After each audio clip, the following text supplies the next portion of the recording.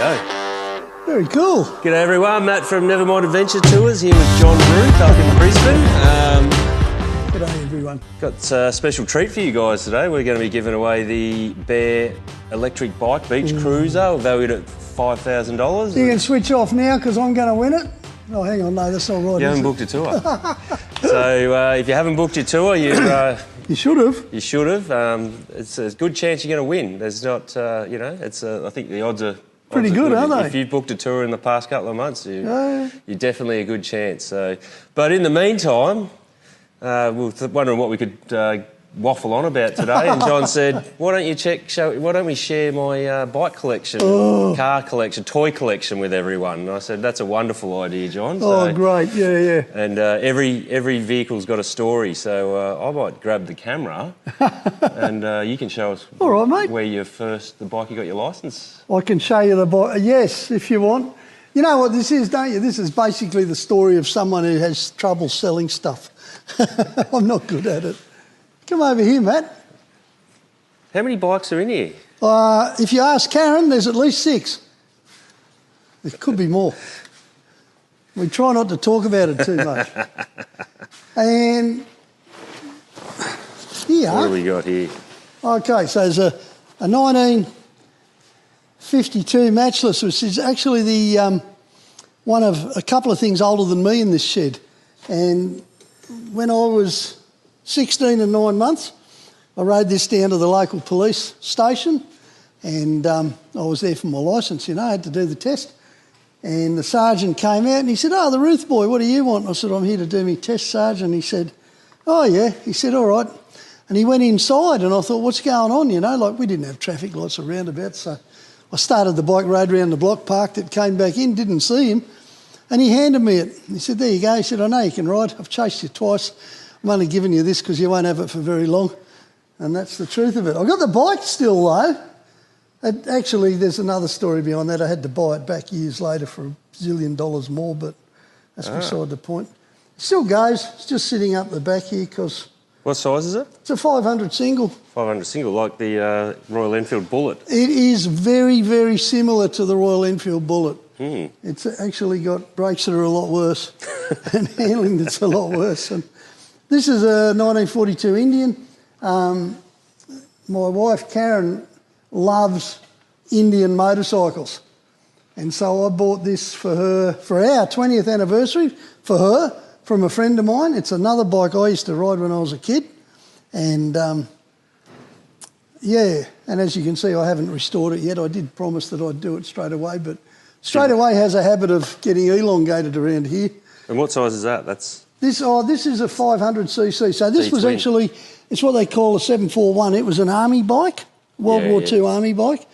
So I would have had like a saddle with a rifle and all that stuff, but it goes too. I got it going. It's got a 3-speed and a hand shift and we weren't sure which way the shift went, And Karen said, "I want to have a ride." Like, she's game, and she's got a bike licence. And we're in the backyard of our place with acreage.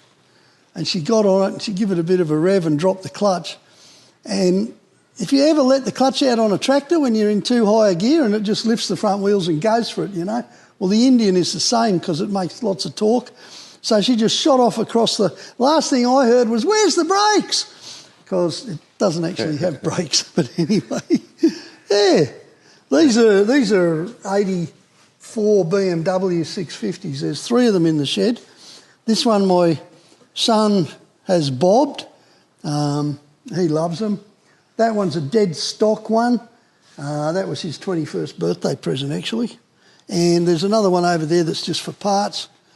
That's my retirement plan, or part of it. If you see under that sheet, there's a TL125 and a couple of TYs back there. They're trials bikes, the hop over a log stuff, climbing cars and shit.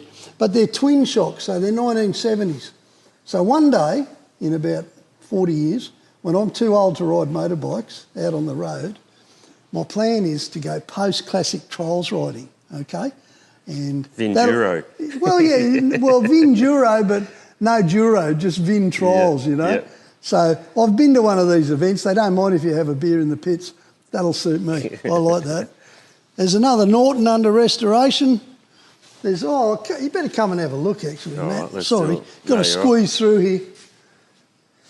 So you've got your Roothy 40, Republic of Argentina. Well, you know where that's from, don't you, from mate? Patagonia earlier in the year. Some of the proudest, best motorcycling I've done on that Patagonia trip. Not me personally. Oh, yeah, me personally. I was there. Yeah. If you get the chance, go to Patagonia. Wow. Look at the on colour a on that. Nevermind trip. I like the red. This is original. This is Betty Boop. She's a 1972 Norton. And when she kicks her legs up, she goes. You know what I mean? She's a beast of a thing. I love it. And it's still the original Rego. Yeah, I take it out for a ride every now and then just to remind myself what it's like to have a right-hand gear change that goes the other way. Because like all old pommy bikes, you know, it's got that. And this is a slightly later interstate that you'll see bits of it all around the shed. I've got it painted, I got the frame done, I got other stuff done, and I sort of stopped. Yeah, 2026 is going to be a busy year for you. I was too busy going overseas with Nevermind, you know. It kind of slowed me up. Yeah, well, you did 3 trips in the last 12 months. It's been pretty good, Sri hasn't Lanka, it? Patagonia and Ireland. And I tell you what, you know, honestly, like, I just keep going again and again and again. I love it. I did hear a rumour that you were looking for a gig with us as a tour leader. Is that right? I don't know. I don't know if it's there true or There you not. go. Yeah, don't tell Karen. This is the Road King. It's an Evolution. Evolution's the best motor Harley ever made. After that, they got cantankerous. Before that, they weren't reliable. I love Evos. This is the first Evo in 1984. That's a 1984. It's a nice little Nice. You like my tank paint job, yeah. do you? Did you do that? No. Little Mick. Yeah, right. Who's a well-known custom painter. Beautiful. That's his 9th one on those tanks. We've the been same mates. tank? Yeah, I've had this bike 40 years. Far out. And every time it gets a bit ratty, it's probably due for one now, but I won't pester him again. He's just too good. Yeah, it's a tidy job. He gets a little better every time too. Like, he doesn't get better, but it's always the same red. This is Ruby. A lot of people know Ruby because Ruby did Live to Ride magazine. Yep. How many Ks on Ruby now? Oh, just under 700,000. Far out. But that's like frame rebuilt twice, 40 thou over. There's some bits that are still original. And this is the same. This one's... What's your plan here? I'm just having fun. See, I put a hand shifter on her. I made a hand shifter and I just finished making a foot clutch. Got the old 8-ball, nice. Yeah.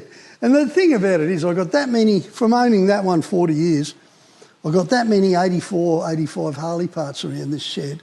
There's racks of them behind there. That even, everything except tyres pretty much comes off the shelf these days. It's nearly always worn out. The ultimate man cave, Roothy. I don't know about that. Some nice old pictures up there from back in the day. Yeah. I've seen a few of them doing the rounds. Yeah. That was the big poster in Live to Ride early on. And the Beamer. Hilda. If you've got to have a German girl in your life with big jugs, what are you going to call her? Hilda. So I got Hilda when I was 18. She was a 600 BMW and I bought it for $700 and I've still got her. I rode her to work for years. The motor's now 1150 cc's. Got a little bit carried away, put in a later R100 motor. That's why it's got big Makunis. I fitted a 5-speed box and the 5-speed diff and I left everything else standard, which is why this is the fastest bike off the line in Brisbane and the slowest to stop. So the most fun I can have is not having any traffic lights in front of me for a while. That's a big drum on the back too, isn't it? Oh yeah, that's a good thing because the front drum doesn't work real well. Righto. You got the old ute. Yeah, That's HJ. bloody top notch, that is. Oh, that was my COVID project, Matt. You know when everything stopped? Well, Yep. you do know. I spoke to you during it. Yeah, many times. Yeah, well, I think it was the last, I was up here just before we got locked down. And I think so. I saw a lot of these toys. yeah, well, this one was just a rusty relic Yeah. at that stage, but I didn't have much else to do. And me mates at McCormack's helped with the body, thank heavens. Fuck, there's another one. Well, this is just a project. I love it. It's a 2012 Super Glide, which is about as good as the twin cam's got. Super glide, for people who don't know Harley, super glide means Harley's biggest engine in Harley's smallest frame. So you kind of, this is 1600 cc's of not much else. And she's bombed up a bit. I call it my pub bike. I get into a lot of trouble because of these boxes. All the Harley guys go, hey, you look like you're trying to make it look like a BMW. I say, no, I'm trying to make it practical. I just like going on trips. I don't see that part of the bike. It doesn't worry me. You can fit a lot in those aluminium panniers and you can lock them up. So well, that's the thing. And you can fill them full of ice and beer if you have to. Too. Yep. You wouldn't know that, would you? No, I wouldn't have. That wouldn't even have crossed my mind. You would have never done that. I'm getting a bit thirsty. I'm not used to this heat in Brisbane. Oh, I think we can probably find a beer. That's the most important thing in the whole shed. It gets regularly updated, but this is what Excel spreadsheets used to look like in the 1970s. It's called a whiteboard, and it's where I write down things as I do them to the bikes. Otherwise, you forget. You know, if you've got a few. But that's a good idea, actually. Yeah. So welcome to my. Oh, you didn't see the boat. Oh, there we go. Amelia Rose. Sailboat. It's a little sailboat. It's a gaff rig. I bought it unfinished. As you can see the typical fine lines of Ruth finishing work there, you know, like paint kind of slapped on from a distance. How old would that be? Original? It's not that old. It was, I've had it 10 or 12 years, and it was about 5 years old then. It's built to a very old plan, though. It's got exactly the same hull dimensions as a Viking ship, just a small version. Which is why we've got it, me and my brother. You know about your Viking heritage, Mr. Roothy? Well, I'll tell you something. There's nothing more fun than taking that out in a stiff wind on the bay, hanging off the edges, you know, like yo-ho-ho and a bottle of rum the whole way. I know that's not Vikings, but it's my idea of Vikings, so, yeah. Well, that's incredible. You're going to have like I said, a busy 2026, I think. Oh, mate. Well, yeah. What have you been up to, John? Anyway, I've spoken to you on the phone, but we haven't caught up since the Brisbane information night back in, when was that? Oh, gee. August, July? Yeah, that's right, I'll set the camera up here and I'll get back in the frame. That's a good idea, Matt. Yeah, I'll save you a chair. Thanks, mate. There's one we prepared earlier. I'll just check that. Frankie can edit that bit out if he needs to, but who cares? That was July, August. Yeah, right. That was a good event. You actually rode the... I rode that one in the Super Glide, the Super Glide. And we had a lot of people sign up that night. Yeah. Nicole, they've actually, many of them have completed their adventure. G'day, Nicole, if you're watching, I'll bet you are. Yeah, so... She's going again, you reckon, maybe? Oh, she's threatening Patagonia or Ireland, but I don't know. I'm just so wait and see what she does. Don't think about it. Just go. You know how much fun you had. Yeah, well, she's out of town at the moment, but she did also threaten to... ink up my right arm. Oh, did she? She's got some thoughts on it, some new artwork for this side, because we need to balance it out, you know. Yeah, well, you do, otherwise you walk on an angle. That's right. So, I've got tattoos on both arms and they're the same size. They have to be. Well, I like the way she thinks, so we'll... what's her name of Nick's her tattoo shop? shop? Logan Tattoo. Yeah. But... she's just got tattoo written on the outside. Everyone knows it. I've got it, but we might splice it in later. So if you need any ink done and you're in Brisbane, check it out. Yeah, it'll help Nicole finance her next pay adventure. for her trip to Patagonia. She was wild. She would have had a great time. Yeah, it was a great group. Perfect. It was they just keep getting better. You know, I honestly say that every trip, but you know, there was a complete bunch of new riders. That hadn't been with Nevermind before. A few had done tours with other companies and that, and everyone walked away, 110% satisfied, and half of them already booked their next trip. He's not just saying that. I mean, it's in when you go on these trips and you start meeting people who go on all the trips, don't they? You almost need to award like badges. Yeah. So well, at the end of it, you can go, I've done all of them. Well, I got a call from another regular rider of ours, David Geo, who you haven't met yet. He's over in Perth. On Saturday, just called. He's done all the trips. I'm ready to go next year. What do you got, mate? I'm like, I'm going to have to come up with a new one. So, well, I am too. I'm going again next year. I mean, look, it's hard to explain to people how good it can be. I've had a whole lifetime of going on adventures. You know, adventures are great. Adventures are wonderful. Nothing more adventurous than riding a motorbike in someone else's country. When you take all the hassle out of adventure, that's when it's really good. When you know every day you're going to be staying somewhere nice, eating some nice food, having a cold beer, and it's all going to happen. You know? Yeah. I love that. I never thought I would. I didn't think I was a, you know, sort of follow the bloke up front kind of person, but yes, I am. I think the way we do it, it doesn't feel like that. It doesn't feel like that, no. Everyone's sort of involved in, you know, you ride at your own pace, we spread out, and, you know, it's, you know, it's like I say at the briefing at the start of every tour, this is your adventure, you know. So if you want to pull up and take a photo and whatever, have a beer or whatever, do it, you know. Yeah. If we need to hurry up, okay, we'll let you know. But generally, there's plenty of time.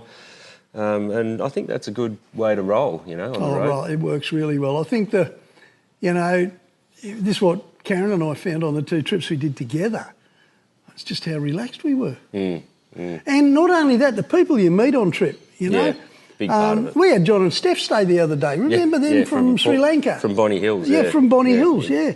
They dropped in and, you know, like, it's funny how it goes. Adventure breeds adventure. So they've got back from going out to... It was a bit of a limb because Steph rode her own bike in Sri Lanka. Yeah, she did well. And they got back here and they went back to work and all the usual stuff for a little while. Next thing we've heard, they're in their troopy doing a lap of Australia. They just went, oh, Bundy off, life's too short, life is too short. And they've definitely got the bug because they've booked Ireland for... Oh, have they? Yeah. Both of them, so that's not next year, the year after, I think. So, or it might be next year, I'm not sure, but they're definitely coming to Ireland. So, so that's, I mean, when people are coming back, I mean, that's the best feedback you can get. That is the best feedback. So we love that. But so, what have you been up to? So it's been quite a few months. I've been to Sri Lanka, Rajasthan, and done all sorts of stuff there. But I'm sure you've been up to some shenanigans. Well, I had a fair bit of time away, and I was kind of very much behind on the 4-wheel drive stuff I do, which isn't a lot these days, but there was still a fair bit, you know. So I've been covering a bit of that. I'm sort of in limbo a little bit. I got heavily involved with a good mate of mine making aftermarket parts for Mahindras. Okay, so he's good on the tech mechanical side and the business side, and I know about testing stuff and what works. That's a train going past, if you're wondering. Got to have travel in your life. I've got a train track at my back door. Oh, that's incredible. Yeah, I love it. It's not too noisy either. No, it's not. No. So, yeah, we got heavily involved in that for a while, and now we're just kind of coasting, getting to the finance part of it. Fixing bikes, pretty obvious. Hey, I'm writing for bike magazines more than ever now, which is great. I enjoy that. Who are you writing for? Heavy Duty. Yep. It's a Harley magazine, V-Twin magazine, and AMCN, who were kind of the last bastion of serious motorcycle magazine testing and stuff, which is great, you know. I used to go on a heap of releases. Yeah. You know, bike. I like to stay on top of everything. Got very hard during the 4-wheel drive days. I started doing that a bit. Yep. You know. Not over the moon with it, to be honest, because... I don't know what you reckon, but some of the new bikes leave me very cold. They do some really exciting stuff, but it's all done through whiz-bangery that I don't understand, you know, and it kind of... I hang out to get on an infield. Yeah, okay. You know what I mean? Well, even they're getting a bit high-tech these days with the new 450 and whatnot. Yeah, they are. But that's a good thing. I rode it. It's nice. Well, I rode one in Rajasthan. I did last year as well, but... took them up in the sand dunes out in the Pakistan border. There's some big sand dunes with a little secret spot we've got out there. Can't tell you where it is. No, I have to kill you. Yeah, that's one of those spots. All right, we're back and we're ready for the big prize draw. Roothy's here. There you go, mate. Look at this for a, what do you call it, the barrel of electric bikes. This is my... Hey, we don't build them, we just give them away. There you I'll go. give it a bit of a mix-up. All right, yeah. What's in there? There's probably 10 or 20 names in there, I don't know. Yeah, the odds are good, gee. All right, so to win the Bair Bikes Electric Beach Cruiser Van Diemen, it's called. They're a very cool bike, straight out of Torquay. The guys pop down and see Dave and the boys. They're great blokes. I've had mine for about 3 years. As you know, I lost my licence for being a bit of a dickhead, riding my BMW 1200 too fast on 13th Beach Road. How could you manage that? Went in and got myself an e-bike, and it got me around for 6 months, and I thought, this is a wonderful loophole. So whoever wins this, don't lose your licence, but if you do, you're covered. All right, Roothy? All right. Get in there, mate. Who's going to be the winner? Drum roll. Drum roll. A bit of a mix. No peeking. Oh, yeah. Who we got? Kim Patrick. God, not Kim. Kim. Do you know Kim? I know Kim. She's just done Sri Lanka, so she's lucky you, Kim. I do believe Kim's booked. Oh, this is, yeah, she would have. She booked Ireland. And she was keen on the bike as well, so that's good. Kim's lovely. How good's that? Congratulations, Kim. Yeah. We'll have a chat to you probably next week or in the new year about getting you your Van Diemen Bair Beach Cruiser Van Diemen electric bike. You're going to love it. Wow. I might have to deliver it myself and bring mine up and go for a ride with you. We could have a couple of beers and cruise down the beach. Oh, how good's that? That sounds really good. Yeah. Well, when you come down to Victoria, I'll let you have a ride of mine as well. Oh, gee, do I have to go to Victoria? Maybe I'll bring it up here. All right, you All right, keep thanks, this. guys. Oh, yeah, keep that one. Well, we know who the winner is. Good on you, Kim. Congratulations. We might do this again next year. We might not, but Another repeat customer. How do you keep doing it? Has Kim been on more trips? I'm not good at many things, John. But you're good But at I this. do one thing well, and that's motorbike tours. It does do that well. Yeah, I'm not talking myself up, but I'm literally not good at anything else. You don't have to talk yourself up, mate. Everyone who comes on a trip talks you up later. It's actually Frankie that does all the work anyway. We know that, but I'll claim it. So. Thanks, guys. www.nevermindadventuretours.com.au and check out the Wild Side Garage podcast. Should come out next week. So we're going to have a chat to Ben tonight and tell a few more yarns. I might, if he gets a couple of 4Xs into me, I might tell the story about my visit to Lithuania and Latvia. Oh, I'm going to work on that. There may be some Russian mafia involved. Yes. There may be broken alcohol? broken Alcohol collarbones. Broken collarbones. And some missing in action. So there you go. We'll see. I may be just making all that up too. All right, guys. Cheerio. See ya.